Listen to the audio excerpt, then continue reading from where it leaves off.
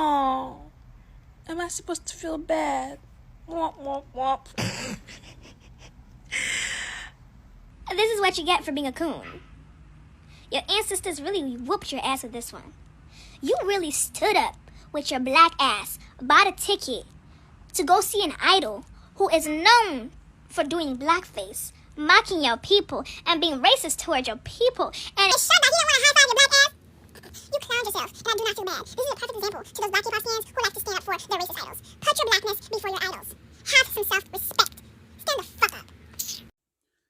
Okay, hi. I just wanted to stitch this video because I've been talking about the post I've been seeing on TikTok, Instagram, YouTube, with the anti-African American sentiments and stuff like that. This kind of like falls in line with, kind of what she said in such a nasty way, but I'll just say I don't know, it is sad. I agree with her, like, you paid a lot of money to go see your idol and then he ignores you or whatever. And that's, it kind of rolls back around to the same conversation I've been having all along, trying to say, it's sad that, in 2022 going into 2023, we're still having these same conversations around, colorism and romanticizing things that aren't romantic. And like I have been saying all along, history doesn't change.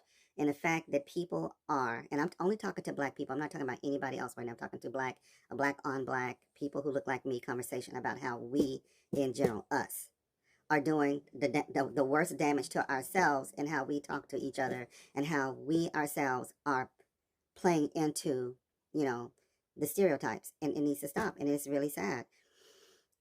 People can watch whatever they want to watch on TV, but when you're making posts and romanticizing something that is historical, something that is data, something that's real, it's erasure. It is nothing but erasure of African people, and you're doing it.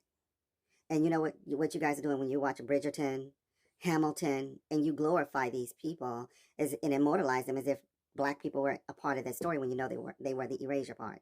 They were the part that was not romantic. There was nothing romantic happening when you're talking about enslaved people. And it drives me insane because as much as you want to romanticize something horrific, babies were born out of enslavement. Biracial children, black children, children of all different colors of African phenotype melanin. But you want to make it into a romance because it's something that was horrific and you don't want to discuss the horrific things that were done because your oppressor doesn't want to talk about it. But you continue to support a lie. You'll support these falsehoods and things that make absolutely no sense. And it's okay if you want to watch it and enjoy it, but when you make posts like, it is so, like it's a real thing, it's not real.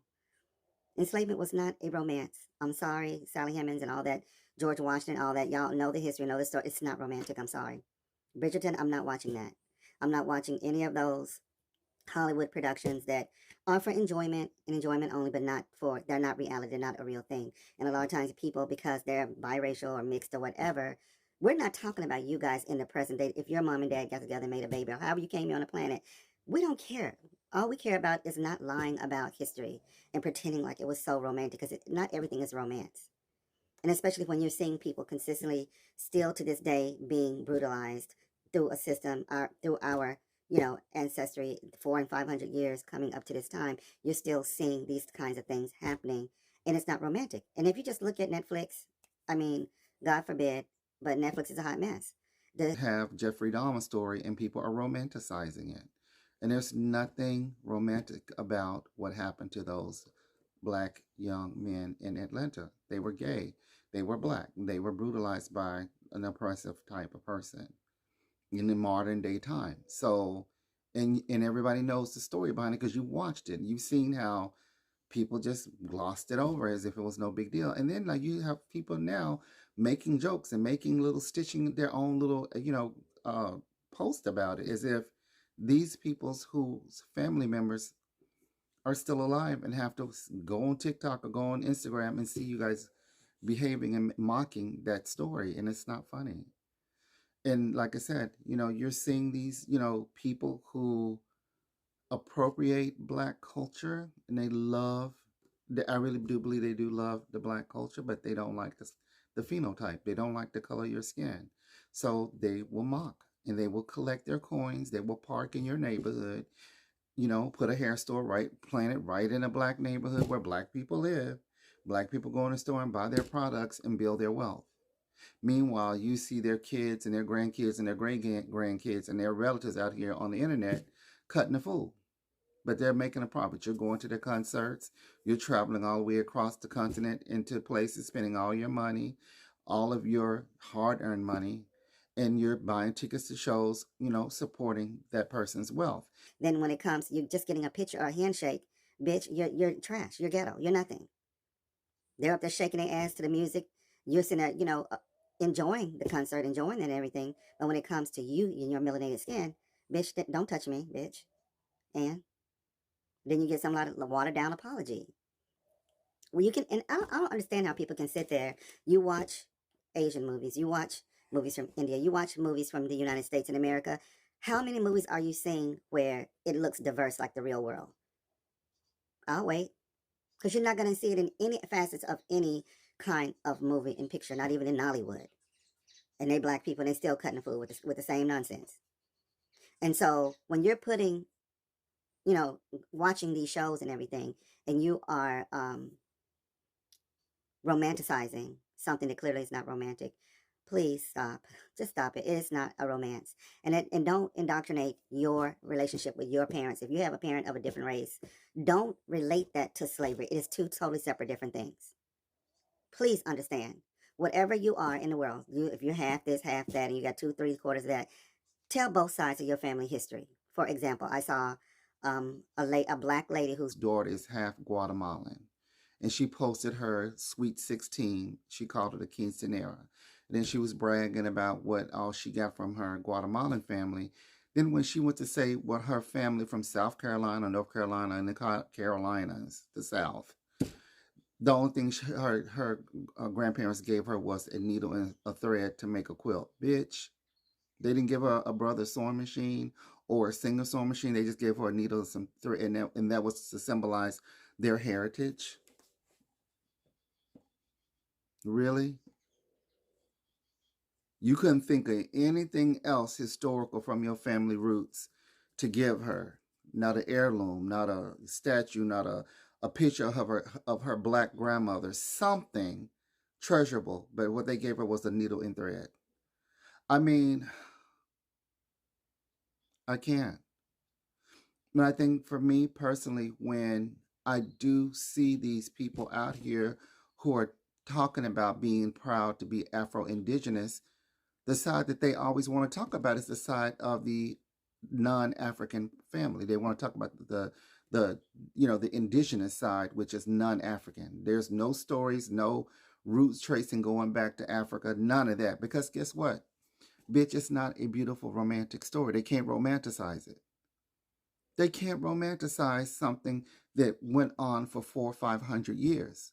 Make it romantic. Go down to that public library and start digging and doing your homework and make a romance out of it. Make it romantic, bitch. I'm waiting. Because there's nothing romantic about it. And we're talking about chattel slavery, but I'm just thinking bondage in general. I don't know how people romance shit that is horrific.